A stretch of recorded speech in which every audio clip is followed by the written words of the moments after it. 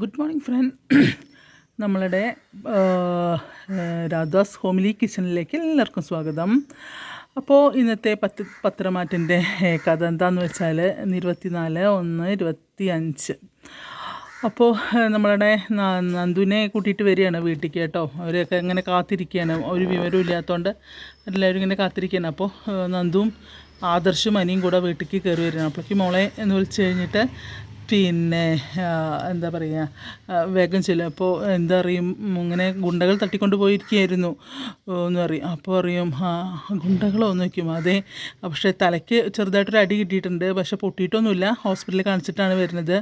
അപ്പോൾ നന്ദു പറയും, അതോടുകൂടി എൻ്റെ ബോധം പോയി അമ്മേ. പിന്നെ മുന്നേ കൊണ്ടുപോയി കെട്ടിയിട്ടിരിക്കുകയായിരുന്നു. അപ്പോൾ പറയും, അവർ ഏറ്റവും ഇതായിട്ട് തന്നെയായിരുന്നു അവളെ ഉപദ്രവിച്ചിട്ടൊന്നുമില്ല, പക്ഷേ അവളെ ഏറ്റവും ഇതാക്കാനായിരുന്നു നിന്നിരുന്നത് എന്നൊക്കെ പറയും. അപ്പം പറയും, ആരാവും ഇത് ചെയ്തെന്നുള്ളത്, ആരാ ചെയ്യുക അനിയും അറിയും. ആരാ ചെയ്യുക, എൻ്റെ ഭാര്യ അവളുടെ വീട്ടുകാരും കൂടെ ചെയ്തിട്ടുണ്ടാവും, അവരെന്നെയും ചെയ്തിട്ടുണ്ടാവും, അല്ലാണ്ട് വേറെ ആരുമല്ല. കാരണം നന്ദു അവളെ തല്ലിയതല്ലേ, അതിൻ്റെ പകരം വീട്ടാൻ വേണ്ടിയിട്ടാണ് ചെയ്തത് എന്ന് പറയും. അപ്പോൾ നയന പറയും, അതൊന്നും ആവില്ല മോനെ, അങ്ങനെയൊന്നും കണക്കാണ്. കാരണം ഇവള് എല്ലാവർക്കും വേണ്ടി അടി ഉണ്ടാക്കാൻ പോയിരുന്നതാണ്, ഇനി അതിൽ വല്ല ശത്രുക്കളും ചെയ്തതാണോ എന്നറിയില്ലല്ലോ എന്ന് പറയും. അപ്പോൾ പറയും, ഒന്നുമല്ല, അനി പറഞ്ഞതിലും കാര്യമുണ്ട്, അത് അവൾ തന്നെയാവും ചെയ്തത് എന്ന് പറയും. കാരണം എനിക്ക് സംശയം അമ്മയുടെ ആശുപത്രിയും അതുപോലെ അമ്മ കൊടുത്ത മാല പോയതും ഇതിൻ്റെയൊക്കെ പിന്നിൽ അവൾ തന്നെയാണ്, അവളുടെ വീട്ടുകാരും തന്നെയാണ് എന്നിങ്ങനെ പറയും ആദർശ്. അപ്പോൾ പറയും അനി, അപ്പോൾ അതുകൊണ്ട് തന്നെയാണ് ഞാൻ ഇനി അവളെ വെച്ച് പൊറപ്പിക്കണോ ചോദിക്കുകയാണ്. അവളെന്തിനാണ് ഞാൻ വെറുതെ അറിഞ്ഞുകൊണ്ട് തലയിലേറ്റുന്നത്, ഇങ്ങനെ ചെകുത്താൻ്റെ മനസ്സുള്ളൊരു പെണ്ണ് എന്തിനാണ് നമ്മുടെ വീട്ടിലേട്ടാ എന്ന് പറയും. അപ്പോൾ പറയും, അതല്ല മോനെ, പക്ഷെ നിൻ്റെ ജീവിതം നശിച്ച് പോവല്ലേ, നീ അവളെ നേരാക്കിയെടുക്കുക പറയുമ്പോൾ അവന് അത്രയും ദേഷ്യം വരിക ചെയ്യും. അപ്പോൾ പറയും, എന്നെക്കൊണ്ട് പറ്റില്ല എന്നങ്ങനെ പറഞ്ഞ് ദേഷ്യം പിടിച്ചാനി അങ്ങനെ പോവുകയാണ് കേട്ടോ. അപ്പോൾ അങ്ങനെ പറയും എന്നിട്ട് അത് പറഞ്ഞാൽ അനി ദേഷ്യം പിടിച്ച് പോവുകയാണേ. അപ്പോൾ എന്താണ് പറയുക, എന്തായാലും പിന്നെ ഇനി ശ്രദ്ധിക്കണം എന്നൊക്കെ പറയും. അപ്പോൾ പറയും, വാ മോളെ എന്ന് പറഞ്ഞിട്ട് അങ്ങനെ നന്ദുവിനെയും വിളിച്ച് നയനകത്തേക്ക് പോവും. അപ്പോൾ അങ്ങനെ ദേഷ്യം പിടിച്ച ആദർശം പുറത്തേക്ക് വരും. നിങ്ങളിത് മുന്നേ പറയേണ്ടതായിരുന്നു, നിങ്ങൾ അതൊന്നും പറഞ്ഞില്ലല്ലോ, നിങ്ങൾ എന്തുകൊണ്ടത് പറഞ്ഞില്ല, പിന്നെ എന്താണ് നിങ്ങളടുത്തും കുറേ മിസ്റ്റേക്ക് ഉണ്ട്. കാരണം ഈ വിവരം അറിഞ്ഞത് നിങ്ങൾ എന്നോടൊന്ന് പറയായിരുന്നു. ഇനിയിപ്പോൾ കല്യാണം നന്ദുവിൻ്റെയും അവൻ്റെയും കല്യാണം കഴിച്ചിട്ടില്ലെങ്കിൽ പോലും അനാമികയായിട്ടുള്ള കല്യാണം നമുക്ക് നടത്താതിരിക്കാമായിരുന്നില്ലേ എന്നിങ്ങനെ പറയുകയാണ്. ഇനിയിപ്പോൾ ഒന്നും പറഞ്ഞിട്ട് കാര്യമില്ല എന്നൊക്കെ പറഞ്ഞ് ദേഷ്യം പിടിച്ചിട്ട് ആദർശം ഇറങ്ങിപ്പോവാണേ. അത് കഴിഞ്ഞ് പറയും, കനക പറയും, ഗോവിന്ദേട്ട പണിക്കർ പറഞ്ഞ പോലെ തന്നെയാണല്ലോ സംഭവിച്ചുകൊണ്ടിരിക്കുന്നത്. കാരണം ആ പയ്യൻ കറങ്ങി തിരിഞ്ഞ് അവളുടെ ജീവിതത്തിലേക്ക് തന്നെ വരുമെന്നാണ് പണിക്കർ പറഞ്ഞത് പറയുമ്പോൾ, അങ്ങനെ വരാതിരിക്കാനാണ് നമ്മൾ ശ്രദ്ധിക്കേണ്ടത് കനകെ എന്ന് പറയും ഗോവിന്ദൻ. അങ്ങനെ വരരുത് എന്ന് പറയും. അപ്പോൾ പറയും, അയാൾ തറപ്പിച്ചത് തന്നെ പറഞ്ഞു, ആയിക്കോട്ടെ നമ്മളത് ശ്രദ്ധിക്കണം, നമ്മളെ മോളെ മാറ്റി നിർത്തണം, അതാ വേണ്ടത് എന്നൊക്കെ ഇങ്ങനെ ഗോവിന്ദനും പറയുകയാണ് കേട്ടോ. അത് കഴിഞ്ഞ് പിന്നെ കാണിക്കുന്നത് അനാമികയുടെ വീട്ടിൽ പൂരടി. ഇപ്പോൾ അനാമിക കുറന്ന് പേഴ്സ് വലിച്ചെറിയണു, അതിലും അറിയാം അച്ഛനെ കൊണ്ട് ഒന്നിനും കൊള്ളില്ല, അങ്ങനെയാണ് ഞാൻ അവളുടെ മരണം ആഘോഷിക്കാൻ വേണ്ടി പോയതാ. അപ്പോൾ നോക്കുമ്പോൾ അതാ ഇരിക്കുന്നു അവളും അനിയും കൂടെ. പിന്നെ എന്താ അച്ഛൻ ചെയ്തത്, അച്ഛൻ എവിടുന്ന ഗുണ്ടകളെ കിട്ടിയത്, അങ്ങനെ ഇങ്ങനെയെന്നൊക്കെ അറിയാം. അച്ഛൻ അല്ലെങ്കിലും പഴയ പോലെയല്ല, അച്ഛനും ഒന്നിനും വയ്യ, ഇതാണെന്ന് പറഞ്ഞ് വീണൂരും വെക്കിട്ട് കയറുകയാണ്. അപ്പോൾ പറയും, മോളെ ഞാൻ കാശ് കൊടുത്ത ഗുണ്ടകളടുത്തൊക്കെ പറഞ്ഞ് സെറ്റാക്കി അവർ ഫോട്ടോ ഒക്കെ അയച്ച് തന്നതല്ലേ നോക്കും വീണു. എന്നിട്ട് എവിടെ ഫോട്ടോ അയച്ചിട്ട് അത് അവളല്ലേ പോണത് ജീവനോടെ എന്നൊക്കെ പറയും. വെറുതെ കൊണ്ടുപോയി കാശ് കളഞ്ഞു, ഞാൻ എൻ്റെ മാല തന്നു, അത് കൊണ്ടുപോയി പണയം വിറ്റിട്ട് ആ പൈസയും പോയി, മാലയും പോയി, എല്ലാം പോയി എന്ന് പറഞ്ഞിട്ട് ഇങ്ങനെ അവൾ ദേഷ്യപ്പെടുക. അപ്പോൾ പറയും, നമ്മൾ അവൻ്റെ പിന്നാലെ ഒന്ന് പോയി നോക്കേണ്ടതായിരുന്നു എന്നിങ്ങനെ പറയും രോഹിണി. അപ്പോൾ അതെന്തിനു നോക്കിയാൽ അവർ എവിടേക്കാണ് പോയി എന്ന് അറിയണേ, വല്ല ഹോട്ടലിലേക്കാണ് പോയത് വെച്ചാൽ പിന്നെ മോളുടെ താലിക്ക് എന്ത് ബലം ഉള്ളത്, ഇതാണെന്നൊക്കെ പറയും. അപ്പോൾ പറയും, പിന്നെ അല്ലെങ്കിൽ എൻ്റെ തലയ്ക്ക് വലിയ ബലമൊന്നുമില്ല, എപ്പോൾ വേണമെങ്കിൽ അത് പൊട്ടിക്കാം എന്നുള്ള ഇതാണ് പറയും അവൾ. അതിൽ പറയും, ഇതിങ്ങനെ പോയാൽ ശരിയല്ല എന്നൊക്കെ ഇങ്ങനെ പറയും. അപ്പോൾ ഇനിയും വിഷമിക്കാതിരിക്കരുത്, ഞാൻ ഒന്നും കൂടെ നോക്കാം. ഇനി എന്ത് നോക്കുന്നത്, ഇത്രയും ഒരു ചാൻസ് കിട്ടിയിട്ട് അതിലൊന്നും ചെയ്യാൻ പറ്റാണ്ട് ഇനിയല്ലേ ഇപ്പോൾ നോക്കുന്നത് എന്നൊക്കെ പറയും. അതിൽ പറയും, എന്തായാലും മോളൊന്ന് കരുതിയിരുന്നോ, അവളെ മുന്നിലൊന്നും പോയി പെടാതെ. അതെന്താ എന്ന് ചോദിക്കും. അല്ല ഇനി പെട്ടിട്ടുണ്ടെങ്കിൽ നീയാണ് ഇതൊക്കെ ചെയ്തതെന്ന് അറിഞ്ഞു കഴിഞ്ഞാൽ നിന്നെ തല്ലാൻ ഉറപ്പായിട്ട് അവൾ നിന്നെ തല്ലും, നിന്നെ ചിലപ്പോൾ കൊല്ലാനും മതി എന്ന് പറയും. അപ്പോൾ എനിക്ക് മാത്രമല്ല, നിങ്ങൾ രണ്ടാളും കൂടെ ഒന്ന് സൂക്ഷിച്ചോ എന്ന് പറയുമ്പോൾ വേണുവിൻ്റെ ഉള്ളിലൊരു ഭയം അങ്ങനെ കണ്ണൊക്കെ അങ്ങനെ ആക്കിയിട്ട് നിൽക്കും കേട്ടോ. അവന് ഓർന്ന് പറയും എല്ലാം നഷ്ടപ്പെട്ട പോലെ ഇപ്പോൾ അവർ. കാരണം ഇപ്പോൾ ഇനിയിപ്പോൾ അനന്തപുരിയിൽ ഇത് അറിഞ്ഞു കഴിഞ്ഞാൽ അവരെ സ്നേഹിക്കുന്ന ആളുകളുണ്ട്, എല്ലാവരും കൂടി ഇനി എൻ്റെ മെക്കിട്ട് കയറാൻ വരും എന്നൊക്കെ അങ്ങനെ പറയും. അതിൽ പറയും എല്ലാം തൊലച്ചു അച്ഛൻ എന്നൊക്കെ പറഞ്ഞിട്ട് കുറേ വേണുവിനോട് നമ്മൾ തല്ലി നിൽക്കും. അത് കഴിഞ്ഞ് പിന്നെ നമ്മളെ ദേവയാനിനെയാണ് കാണിക്കുന്നത്. ദേവയാനി ഇങ്ങനെ ആലോചിച്ച് നടക്കുകയാണ്. ഓരോരുത്തരുടെ വാചകങ്ങളാണ് അവളുടെ മനസ്സിൽ നയനയെ കുറിച്ച് പറയുന്നുണ്ട്. നയന ഈ കുടുംബത്തിന് ചെയ്യേണ്ട എല്ലാ കാര്യങ്ങളും ചെയ്യുന്നുണ്ട്. നിന്നെ അമ്മായിയമ്മയായിട്ടല്ല കണ്ടത്, അമ്മയായിട്ട് തന്നെയാണ്. നിനക്കൊരു ആവശ്യം വന്നു കഴിഞ്ഞാൽ അവളുടെ ജീവൻ പോലും അവൾ തരും എന്നൊക്കെ പറഞ്ഞത് ഇങ്ങനെ ആലോചിച്ചുകൊണ്ട് ഇങ്ങനെ ഇരിക്കുകയാണ്. എന്താണ് ചെയ്യേണ്ടതെന്ന് അറിയില്ല. കാരണം നേരിയ സംശയം അതിലേക്ക് വന്നുകൊണ്ടേ ഇരിക്കണം. നയനയാണ് എനിക്ക് ജീവിതം തിരിച്ചു തന്നതെന്നുള്ളൊരു ഇതിലേക്ക് വന്നുകൊണ്ടിരിക്കുകയാണ് നമ്മുടെ ദേവയാനി കേട്ടോ. എന്നിട്ട് ഇങ്ങനെ ആലോചിച്ചിരിക്കുമ്പോഴേക്കും ഇവൻ വരികയാണ്, ആദർശ് അങ്ങോട്ട് കയറി വരും. ആദർശ് കയറി വരുമ്പോൾ എല്ലാവർക്കും അഭിമാനമാണമ്മേ, അഭിമാനമുള്ളവരാണ് പറയും. അപ്പോൾ നീ എന്താ അങ്ങനെ പറഞ്ഞു പറയും. അപ്പോൾ നീ എന്താ അങ്ങനെ പറഞ്ഞത് എന്ന് ചോദിക്കും. അപ്പോൾ പറയും ഒന്നുമല്ല, അമ്മ വിളിക്കാതെ അവൾ ഇങ്ങോട്ട് വരില്ല എന്ന്. എന്താ അവൾക്ക് ഇങ്ങോട്ട് വന്നാലെന്താ, നീ എന്തിനാ പിന്നെ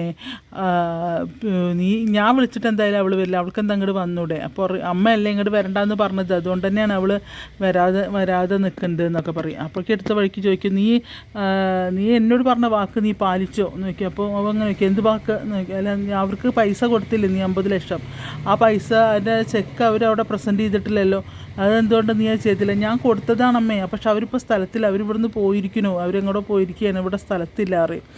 അപ്പോൾ പറയാം അതല്ല ഞാൻ നയനയുടെ കാര്യം പറയുമ്പോൾ അമ്മ എന്തിനാ ആ പെൺകുട്ടിയുടെ കാര്യം എടുത്തിട്ടത് എന്ന് നോക്കി. അപ്പോൾ പറയും ആ പെൺകുട്ടിയുടെ കാര്യം എടുത്തിട്ടത് എനിക്ക് നിൻ്റെ ഭാര്യയെക്കാളും വലുത് ആ കുട്ടി തന്നെയാണ്, ആ കുട്ടി തന്നെയാണ് എനിക്ക് ഏറ്റവും വലുത് എന്നൊക്കെ അങ്ങനെ പറയും. അപ്പോൾ അവൻ മിണ്ടില്ല. എന്തായാലും നീ ചെയ്യുന്നത് ശരിയല്ല അങ്ങനെ ഇങ്ങനെയെന്നൊക്കെ പറയും. അപ്പോൾ അവളിപ്പോൾ എന്തായാലും നീ എടുത്തോടുത്ത വീട്ടിലല്ലേ താമസിക്കുന്നത്, അവിടെ തന്നെ താമസിക്കട്ടെ, സ്വസ്ഥമായിട്ട് താമസിക്കട്ടെ എന്നിങ്ങനെ പറയും. അപ്പോൾ അത് കഴിഞ്ഞ് പറയും നീ ഒരു കാര്യം ചെയ്യുക, അവളെ ഭർത്താവിനെ ഒന്ന് വിളിക്കുക. അപ്പോൾ പറയും അവരടുത്ത് അല്ലെങ്കിൽ എനിക്ക് ആ കുട്ടിയെ കാണണം, എനിക്ക് ആ കുട്ടിയെ കണ്ടേ പറ്റുമെന്നിങ്ങനെ നിർബന്ധം പറയുകയാണ്. അപ്പോൾ എന്നിട്ട് ഇങ്ങനെ മനസ്സിൽ പറയും ഇതിൻ്റെ ഉള്ളിൽ എന്തൊക്കെയോ കള്ളക്കളി നടന്നിട്ട് അതെന്താണെന്ന് ഞാൻ കണ്ടുപിടിക്കുക തന്നെ ചെയ്യുമെന്നിങ്ങനെ മനസ്സിൽ വിചാരിക്കുകയും ചെയ്യും ദേവയാനി കേട്ടോ. അവസാനം നീ ആ ഭർത്താവിനെ ഒന്ന് വിളിക്കുക, ആ കുട്ടിയുടെ ഹസ്ബൻഡിനെ വിളിക്കുക, ഞാൻ സംസാരിക്കുക, നീ ഇങ്ങോട്ട് താ ഫോൺ ഞാൻ സംസാരിക്കാം എന്ന് പറയും. അപ്പോൾ ആദർശം ഇങ്ങനെ ചിന്തിക്കുക അയ്യോ ഞാനിപ്പോൾ എന്നെ തന്നെയല്ലേ വിളിക്കേണ്ടത് എന്നിട്ട് അവൻ ഇങ്ങനെ വിളിക്കുന്ന പോലെ കാണിച്ചിട്ട് പെട്ടെന്ന് സൈലൻറ്റിലാക്കും ഫോൺ. അതിൽ പറയും അമ്മ കിട്ടുന്നില്ല, ഔട്ട് ഓഫ് റേഞ്ചാണ്, കിട്ടുന്നില്ല എന്ന് പറയും. എന്നിട്ട് വേഗം അങ്ങോട്ട് പോവുകയും ചെയ്യും. അതിലും ദേവയാനിക്ക് പിന്നെയും പിന്നെയും മനസ്സിൽ സംശയങ്ങൾ വരികയാണ് കേട്ടോ. അത് കഴിഞ്ഞ് പിന്നെ ദേവയാനി ആദർശും അനിയും നവ്യയും കൂടെ നിന്നിട്ട് ഇങ്ങനെ ചർച്ച ചെയ്യുന്നതാണ്. അപ്പോൾ പറയും എന്താ ചെയ്യുക, ഇങ്ങനെ പോയാൽ ആകെ പ്രശ്നമാവുമല്ലോ, അമ്മയ്ക്കാണെങ്കിൽ പിന്നെ ആ പെൺകുട്ടിയെ കണ്ടേ പറ്റൂ എന്നാണ് പറയുന്നത്. അപ്പോൾ അനി പറയും എന്താ ചെയ്യുക ഏട്ടാ, ഇനിയിപ്പോൾ സത്യങ്ങളെല്ലാം പറയേണ്ടി വരൂ എന്ന് വയ്ക്കുമ്പോൾ പറയേണ്ടി വരുന്ന തോന്നുന്നത് എന്ന് പറയും. അപ്പോൾ നവ്യ പറയും അവൾ വരില്ല അങ്ങോട്ട്, അവളാണെങ്കിൽ അമ്മായി വിളിക്കാണ്ട് അവളിങ്ങോട്ട് വരില്ല, അതും അങ്ങനെയാണ്, എല്ലാവർക്കും വാശിയാണ് എന്നൊക്കെ ഇങ്ങനെ പറഞ്ഞുകൊണ്ടിരിക്കും. അപ്പോൾ എന്ത് ചെയ്യാം എന്നൊക്കെ പറയും. അപ്പോഴേക്കും ദേവയാനി അങ്ങോട്ട് വരും. എന്താ അവിടെ എല്ലാവരും കൂടെ ഒരു ഗൂഢാലോചന വയ്ക്കുമ്പോൾ ഒന്നുമില്ല അമ്മായി, നയന അമ്മായി വിളിക്കാതെ വരില്ല എന്നാണ് പറയുന്നത് എന്ന് പറയുമ്പോൾ എന്നാൽ പിന്നെ അവൾ അവിടെ തന്നെ നിൽക്കണ്ടാവുള്ളൂ, ഞാൻ വിളിച്ചിട്ട് അവളൊന്നും ഇങ്ങോട്ട് വരുന്നുണ്ടാവില്ല എന്ന് പറയും. അപ്പോൾ ഇങ്ങനെ ഇങ്ങനെ അതിൻ്റെ സെയിം സംഭാഷണം തന്നെയാണ് വരുന്നത്. അപ്പോൾ പറയും ഇങ്ങനെ പിന്നെ പോയിട്ട് കാര്യമില്ല അമ്മ വിളിക്കണം എന്നൊക്കെ പറയും. ഞാൻ വിളിക്കാണ്ട് വിളിങ്ങൾ വരിക വരട്ടെ എന്നൊക്കെ ഇങ്ങനെ പറയുകയാണ്. അവസാനം പിന്നെ ആദർശ് കൂട്ടിയും കൊണ്ട് പോവാം അമ്മയെന്നൊക്കെ പറഞ്ഞിട്ട് കൂട്ടിയും കൊണ്ട് പോവുകയാണ്. അപ്പോൾ എന്തായാലും അവളവിടെ നിൽക്കട്ടെ സമാധാനമായിട്ട്, ഇനി അവൾക്ക് ഇതൊക്കെ മാറിയിട്ട് അവൾ സമാധാനമായി കുറച്ച് ദിവസം കൂടെ അവിടെ നിൽക്കട്ടെ, അത് കഴിഞ്ഞിട്ട് ഇങ്ങനെ വന്നാൽ മതി പറഞ്ഞിട്ട് ആദർശ് അപ്പോഴും ഇവർ ചിന്തിക്കില്ല എന്തുകൊണ്ടാണ് അവൻ അങ്ങനെ പറയുന്നത് എന്നുള്ളത്. അങ്ങനെ വാ അമ്മ പറഞ്ഞിട്ട് ദേവയാനിനെയും കൂട്ടിയിട്ട് പോകും. അത് കഴിഞ്ഞിട്ട് നവ്യ അനിയനോട് ചോദിക്കും അല്ല എന്താ ഇപ്പം നിൻ്റെ ഉദ്ദേശം, നീ അനാമികനെ കൂട്ടാൻ പോകുന്നില്ലേ എന്ന് പറയും. അതിലും പറയും പിന്നെ എന്താണ് ഇല്ല എന്തിനാ എടുത്തി ഇങ്ങനെ കൂട്ടിയും കൊണ്ട് വരുന്നത്, അവിടെ നിൽക്കണവരവിടെ നിൽക്കട്ടെ സ്വൈരക്കേട് എന്നൊക്കെ ഇങ്ങനെ പറയുകയാണ് കേട്ടോ. അങ്ങനെ അവരുള്ള സംഭാഷണം. അത് കഴിഞ്ഞ് മൂർത്തി മുത്തശ്ശൻ ഡോക്ടറെ കാണാൻ പോയിരിക്കുന്നത്. ഡോക്ടറെ കണ്ടിട്ട് ഡോക്ടർ പറയും അത്ഭുതമാണ് സംഭവിച്ചിരിക്കുന്നത് സാറിൻ്റെ കാര്യത്തിൽ, സാറിന് രോഗം പൂർണ്ണമായും മാറിയിട്ടോ, അത്ഭുതമാണ് എന്നൊക്കെ പറയും. അതിൽ പറയും അതിൽ സന്തോഷം, ഓ വളരെ സന്തോഷം എന്ന് പറയുക. പക്ഷേ എന്താണ് ഒരു കാര്യമുണ്ട് ഡോക്ടറെ, കാരണം എനിക്ക് അസുഖമുള്ള മൂർത്തിനെക്കാട്ടിലും അസുഖമില്ലാത്ത മൂർത്തി സാറിനെക്കാട്ടിലും അസുഖമുള്ള മൂർത്തിയാണ് അവിടെ ആവശ്യം. കാരണം എന്താ വെച്ചാൽ ഇപ്പോൾ തന്നെ ഞാൻ മരിക്കണം, എൻ്റെ സ്വത്തുകൾ ഭാഗം വെക്കണം എന്നൊക്കെ പറഞ്ഞ് കുറേ പേരുണ്ട്. പക്ഷേ അവരുടെ മുന്നിലൊന്നും ഞാൻ അസുഖം മാറിയ ആളായിട്ടല്ല നിൽക്കുന്നത്. ഡോക്ടർ ആരോടും പറയരുത് എന്നൊക്കെ പറയും. എൻ്റെ മക്കൾ ശബരിമലയ്ക്ക് പോയതും എനിക്കും കൂടെ വേണ്ടിയിട്ടാണ് പിന്നെ എന്നിങ്ങനെ പറയും. അപ്പോൾ പറയും പിന്നെ ഓ അത് ശരി എന്ന് പറയും. എന്തായാലും ഇനി ഡോക്ടർ അത് പറയരുത്, ആരോടും പറയരുത്, അസുഖം മാറിയെന്ന് ആരോടും പറയരുത് എന്നൊക്കെ പറയും. അങ്ങനെ അവരുടെ സംഭാഷണങ്ങളാണ്. അപ്പോൾ ഡോക്ടറോട് പറയും ഒരുപാട് നന്ദിയുണ്ട് ഡോക്ടർ പറയും. പിന്നെ എനിക്ക് ഡോക്ടറോട് പറഞ്ഞറിയിക്കാത്ത അത്രയും നന്ദിയുണ്ട്. പിന്നെ അതുപോലെ അയ്യപ്പനോടും ഭഗവാനോട് എനിക്ക് അത്രയും ഇതുണ്ട് എന്നൊക്കെ പറയാൻ കേട്ടോ. അപ്പോൾ ഒരു ദിവസം കാണാം ഡോക്ടർ, നമുക്കൊരു ദിവസം കൂടാം, കുറേ സംസാരിക്കാം, കുറച്ച് ഭക്ഷണമൊക്കെ കഴിക്കാം എന്നൊക്കെ പറയും. ഡോക്ടർ ഫ്രീ ആകുമ്പോൾ പറയൂ എന്നൊക്കെ പറയും. ആ ശരി, അങ്ങനെ അവരുടെ സന്തോഷമായിട്ടുള്ള കാര്യങ്ങളാണ്. പക്ഷേ ഡോക്ടർ പറയും പക്ഷേ ഒന്ന് ശ്രദ്ധിക്കണം, മെഡിസിൻസ് കണ്ടിന്യൂ ചെയ്തുകൊണ്ടേയിരിക്കണം, മരുന്ന് മാറിയെന്ന് പറഞ്ഞ് മരുന്ന് നിർത്തണ്ട, മെഡിസിൻസ് കഴിച്ചുകൊണ്ടേ ഇരിക്കണം എന്നൊക്കെ പറയും. അപ്പോൾ ചെയ്തോളാം എന്നങ്ങനെ പറയുകയാണ്. അത് കഴിഞ്ഞിട്ട് പോവാം. പിന്നെ അനന്തപുരിയിലെ അമ്മയും ദേവയാനിയും ജയനും ഒക്കെ കൂടെ അങ്ങനെ നിൽക്കണം. അപ്പോഴേക്കും ജലജിയും അങ്ങോട്ട് വരും. അതിൽ കാണുന്നില്ലല്ലോ മോനെ, അച്ഛനെ ഇത്രയും നേരമായിട്ട് അദ്ദേഹത്തെ കാണുന്നില്ലല്ലോ, നീ ഒന്ന് വിളിച്ച് നോക്ക്, എന്താ ഇത്രയും നേരമായിട്ട് കാണാത്തതെന്നൊന്ന് വിളിച്ച് നോക്ക് എന്നറിയാം. അപ്പോൾ പറയും അമ്മേ ഡോക്ടറെ അടുത്ത് പോയതല്ലേ, ചിലപ്പോൾ വേഗം വരുന്നുണ്ടാവും, എന്നാലും ഒരു സമാധാനമില്ല എന്നൊക്കെ പറയും. അപ്പോഴേക്കും വരും, വന്നു അച്ഛൻ വന്നു അമ്മേ എന്ന് പറയും. അങ്ങനെ എല്ലാവരും ഇങ്ങനെ നോക്കുമ്പോഴേക്കും ഇങ്ങനെ കയറി വരും. എടോ ഒരു ഇതുമില്ല, അസുഖമൊന്നും പോയിട്ടില്ല, ആ അസുഖത്തിന് എൻ്റെ ശരീരം വളരെയേറെ പിടിച്ചു തോന്നുന്നു, അതുകൊണ്ട് എൻ്റെ ശരീരത്തിൽ നിന്ന് വിട്ടുപോകാനുള്ള ഒരു ഉദ്ദേശമല്ല ആ അസുഖത്തിന് ഇങ്ങനെ പറയും. അപ്പോൾ എല്ലാവർക്കും ആകെ വിഷമമാവും. അപ്പോൾ ജയൻ പറയും ഞങ്ങൾ അത്രയും അച്ഛന് വേണ്ടി ആത്മാർത്ഥമായിട്ട് വ്രതം എടുത്ത് മലയ്ക്ക് പോയതാണല്ലോ, എന്നിട്ടും എന്തേ ഇങ്ങനെ സംഭവിച്ചത്, ഒന്നും നടന്നില്ലല്ലോ എന്നുള്ള, കാരണം ഇവർക്ക് നയനമോളോടുള്ള ദേഷ്യവും തീർന്നില്ല, ഒന്നും ഇതായില്ലല്ലോ എന്നൊക്കെ പറയും. അപ്പോൾ മുത്തശ്ശി പറയും പിന്നെ ആ പൂജാമുറി നയനയും ദേവയാനിയും ഹോസ്പിറ്റലായതോടുകൂടി പൂജാമുറി ആരും ശ്രദ്ധിക്കാണ്ടേ, ഞാൻ വല്ലപ്പോഴും ഒന്ന് കയറി തുടച്ചൊക്കെ ഇടും, അല്ലാണ്ട് ഒരു മനുഷ്യൻ അതിൻ്റെ ഉള്ളിലേക്ക് കയറി ഒന്ന് നേരാവണ്ണം വിളക്ക് വയ്ക്കുകയോ ചെയ്യുന്നില്ല എന്നിങ്ങനെ പറയും. കിളവൻ വന്നപ്പോൾ കിളവൻ ഇപ്പോഴൊന്നും പിന്നെ എന്താണ് വീട് പാർട്ടീഷൻ ചെയ്യാനാണ് ജലജ, കിളവനും തുടങ്ങിയെന്നുള്ള ആ ഒരു ഇതിലാണ് സംസാരിക്കുന്നത് തന്നെ കേട്ടോ.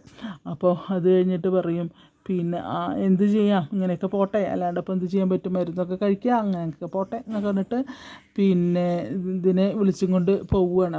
അപ്പോഴും നയനയെ കുറിച്ചാണ് പറയുന്നത്. നയനയാണ് എപ്പോഴും സംഭാഷണവതി, നയന വരുന്നുണ്ട്. അതിൽ പറയും പിന്നെ അതിനെപ്പറ്റിയാണ് പിന്നെയുള്ള സംഭാഷണങ്ങൾ കേട്ടോ. അങ്ങനെ കാരണം ഇനി മുത്തശ്ശിയോട് തീർച്ചയായിട്ടും പറയുമല്ലോ ഇതിങ്ങനെ അസുഖം മാറി, അവരോടെങ്കിലും പറയണ്ടേ. അങ്ങനെ അവർ രണ്ടുപേരും കൂടെ വാടോ എന്ന് പറഞ്ഞിട്ട് അങ്ങനെ മുത്തശ്ശിയും വിളിച്ചുകൊണ്ട് അത്തോട്ട് കയറി പോകുന്നതാണ്. പിന്നെ ഇവർ തമ്മിലുള്ള സംഭാഷണങ്ങൾ ജലജിയും ജയനും പിന്നെ അതുപോലെ എന്താ പറയുക ദേവയാനിയൊക്കെ ഉള്ള സംഭാഷണങ്ങളാണ്. അപ്പോഴും ദേവയാനീൻ്റെ മനസ്സിൽ ഒരു ചോദ്യചിഹ്നമായിട്ട് നിൽക്കുകയാണ്, ആരാണ് എനിക്ക് രക്തമൊക്കെ തന്ന് സഹായിച്ച പെൺകുട്ടി എന്നുള്ളത്. പക്ഷേ ആ ഒരു ഇതിൽ എൻ്റെ ചോട വരുന്ന നയനയുടെ മുഖം തന്നെയാണ് കേട്ടോ. അപ്പോൾ ഇന്നത്തെ ഈ പത്രമാറ്റ് ഇങ്ങനെ കുഴപ്പമില്ലാത്ത രീതിയിൽ പോയിട്ടുണ്ട്. എന്തായാലും രസമുള്ള ഇതാണ് കാണുക. അതുപോലെ തന്നെ ഞാൻ എൻ്റെ രാധാസ് ഫാമിലി കിച്ചണിൽ കുറേ പുതിയ വീഡിയോസൊക്കെ അപ്ലോഡ് ചെയ്യുന്നുണ്ട്, നിങ്ങൾ ദയവായിട്ടൊന്ന് കാണണം. പിന്നെ നിങ്ങളുടെ അഭിപ്രായങ്ങൾ പറയണം. അതുപോലെ നിങ്ങൾ സബ്സ്ക്രൈബ് ചെയ്യാത്തവരാണ് കാണുന്നതെങ്കിൽ തീർച്ചയായിട്ടും സബ്സ്ക്രൈബ് ചെയ്യണം. അതുപോലെ നിങ്ങൾ കമൻറ്റുകളും പറയണം. ഞാനും എൻ്റെ കുട്ടികളും കൂടെ എടുക്കുന്ന വീഡിയോസാണ് കേട്ടോ. അപ്പോൾ ദയവായിട്ടൊന്ന് കണ്ട് സബ്സ്ക്രൈബ് ചെയ്ത് അതുപോലെ നിങ്ങൾ ആ ബെല്ലൈക്കണൊന്ന് അമർത്തി കേട്ടോ, ഒന്ന് കമൻറ്റൊക്കെ ഒന്ന് പറയണേ. പിന്നെ എന്തായാലും ഇന്നത്തെ ഒരു ദിവസം എല്ലാവർക്കും നല്ല ശുഭമായിട്ട് പോട്ടെ, എല്ലാ നല്ല കാര്യങ്ങളും നടന്നു പോട്ടെ, എല്ലാവർക്കും നന്മ ഉണ്ടാവട്ടെ. Okay, thank you.